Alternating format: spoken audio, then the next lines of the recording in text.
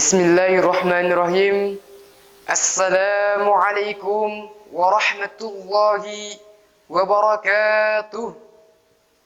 Innal hamdalillah nahmaduhu wa nasta'inuhu wa nastaghfiruh wa na'udzu billahi min shururi anfusina wa sayyiati a'malina.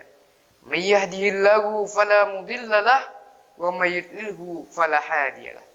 Asyhadu an la ilaha illallah wa asyhadu anna Muhammadan abduhu wa rasuluh alladzi la nabiyya ba'da, amma ba'du.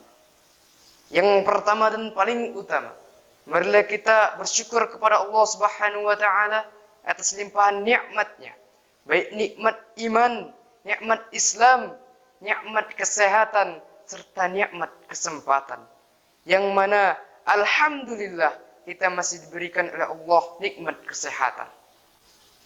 Salawat bertangkaikan salam tak lupa pula kita curahkan kepada idola kita, junjungan kita, pemimpin di atas pemimpin, kekasih yang paling terkasih, yakninya Nabi besar kita Nabi Muhammad SAW, dengan melafazkan Allahumma salli ala Muhammad wa ala ali Muhammad. Dewan juri yang arif lagi bijaksana serta hadirin wal hadirat rahimakumullah.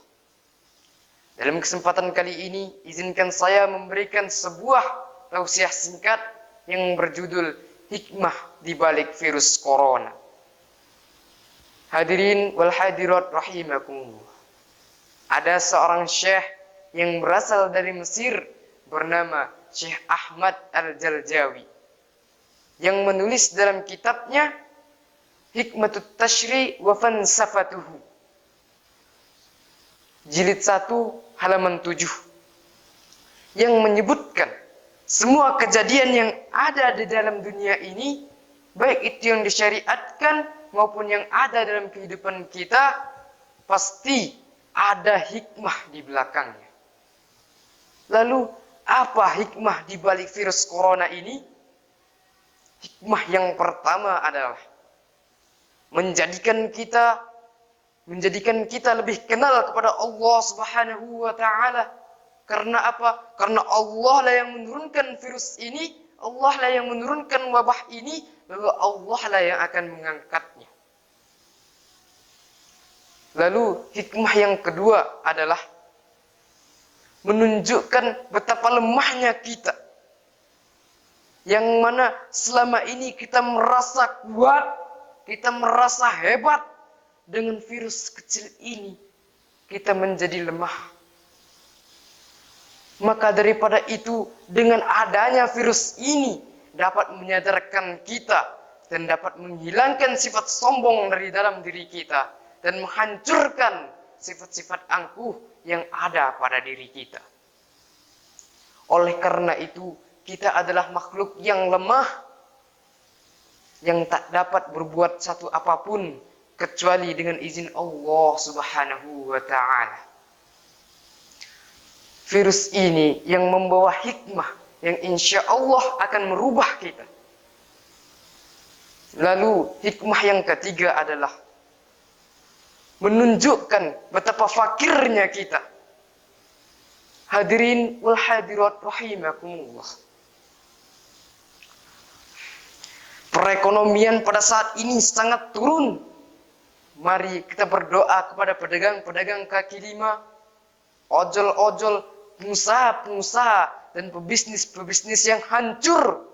Mudah-mudahan dengan adanya kefakiran ini dapat menyadarkan kita dan bahwa Allah lah yang maha kaya, Allah lah yang dapat menolong kita, dan Allah lah yang dapat menyelamatkan kita. Allah Subhanahu wa taala berfirman di dalam surah Asy-Syura ayat 31 yang berbunyi, A'udzu billahi minasy syaithanir rajim. Bismillahirrahmanirrahim. Wa ma antum bimu'jizina fil ardh wa ma lakum min dunillahi min waliyyin wa la nasir. Yang artinya kamu tidak akan dapat menghindar dari siksaan Allah Subhanahu wa taala dan kamu tidak akan memperoleh pertolongan kecuali dari Allah Subhanahu wa taala. Tidak ada yang lain, hanya Allah lah yang dapat menolong kita dari virus ini. Maka daripada itu, marilah kita menjalankan apa saja yang telah diperintahkan oleh Allah Subhanahu wa taala dan meninggalkan apa saja yang telah dilarangnya. Hadirin wal hadirat rahimakumullah. Lalu hikmah yang terakhir adalah menunjukkan bahwasanya kita adalah makhluk yang penuh akan dosa. Maka akhir-akhir ini marilah kita bertobat kepada Allah Subhanahu wa taala dengan sebenar-benar taubat. Yuk bareng-bareng kita beristighfar kepada Allah Subhanahu wa taala. Astaghfirullah Rabbal baraya. Astaghfirullah minal khataya. Sebab Rasulullah SAW menjanjikan kepada siapa saja yang senantiasa beristighfar kepada Allah, Allah akan membalasnya dengan 3 hal. Yang pertama adalah Allah akan mengangkat kesulitan darinya. Yang kedua, Allah akan menghilangkan kesulitan yang ada dalam hidup kita. Dan yang ketiga, Allah akan memberikan rezeki yang mana rezeki itu tidak tahu kita datangnya dari mana. Maka daripada itu, hendaklah kita menjalankan apa yang telah diperintahkan oleh Allah Subhanahu wa taala dan berusaha untuk menjauhi apa yang telah dilarangnya. Yang mana apabila itu telah kita lakukan, maka kita akan menjadi makhluk yang dicintai oleh Allah Subhanahu wa taala. Amin amin ya rabbal alamin. Demikianlah yang dapat saya sampaikan. Lebih dan kurangnya saya mohon maaf karena kesalahan datangnya dari saya dan kebenaran hanya milik Allah Subhanahu wa taala. Billahi taufiq wal hidayah. Undur ma qala wa la tandur man qala. Assalamualaikum warahmatullahi wabarakatuh.